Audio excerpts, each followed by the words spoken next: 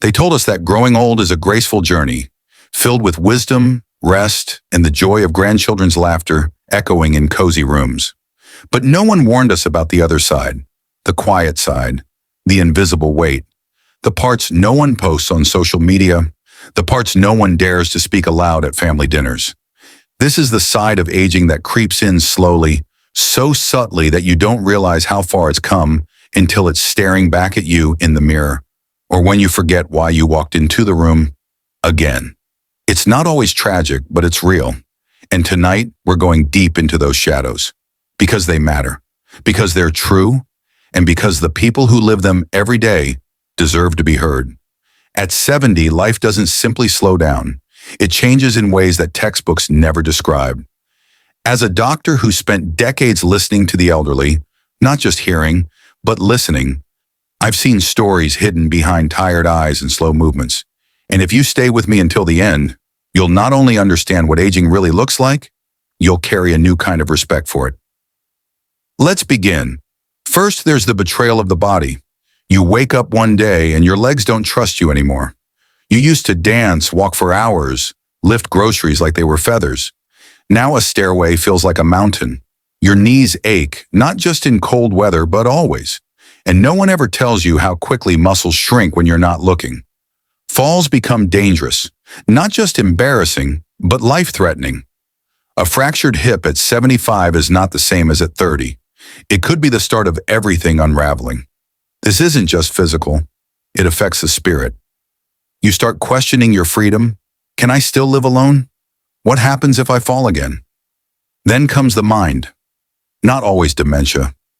No, it's more slippery than that. It's walking into the kitchen and forgetting why. It's searching for the right word and it's right there, but not quite. It's the creeping fear that maybe, just maybe, this is the beginning of cognitive decline. And with that fear comes shame, because society treats forgetfulness like failure. No one celebrates your effort to remember. They joke about it and you laugh with them, but deep inside it hurts. It's isolating. And you begin to speak less just to avoid the embarrassment. Loneliness is its own kind of disease. After 70, friends start to disappear. Some pass away, some move, some forget to call. The days feel longer, the phone rings less. And even when you're surrounded by family, you feel like a ghost at the table, present but unseen. You watch your children scroll through phones during dinner, your stories cut short because they already heard them. But those stories are all you have.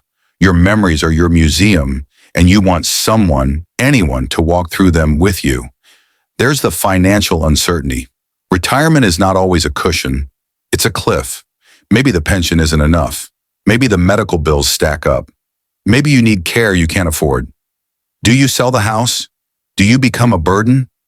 Do you ask for help or suffer silently? It's a cruel irony. You worked your whole life for this chapter, and now you have to count every pill, every dollar, every minute of a caregiver's time. Let's not forget the invisibility. You become less seen in public. Clerks talk past you. Young people roll their eyes when you move slowly. Your opinions are dismissed because they sound old-fashioned. But you've lived through wars, technology revolutions, social change. Your voice should be gold.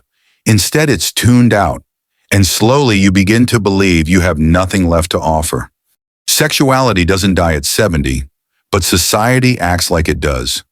You're still a person, still capable of desire, affection, intimacy. But no one talks about that. Dating in old age? Taboo. Remarrying after losing a spouse? People judge. But the heart doesn't retire, and yet many are forced to mourn alone, love in silence, or hide their need for companionship. That aching loneliness isn't just emotional, it's physical too. There's the fear of becoming a burden, the quiet guilt every time you need help with groceries or someone drives you to a doctor's appointment. You see the tension in your children's faces. They say it's fine, but you know their schedules are tight. You begin to apologize for existing. That guilt eats away at your dignity, and dignity is what many elders cling to the most. Healthcare becomes a maze. Specialists, medications, insurance approvals, long waits. You spend more time in waiting rooms than in parks. And no one explains things in plain words anymore. Doctors rush, nurses are overwhelmed.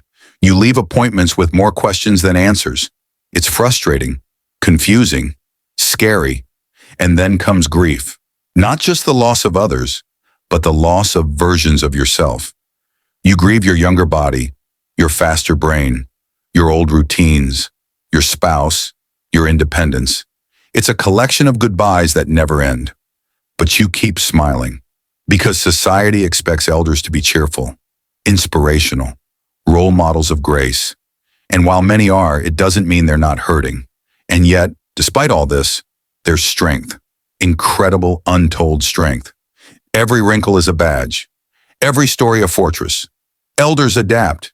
They find humor, resilience, creativity in limitations.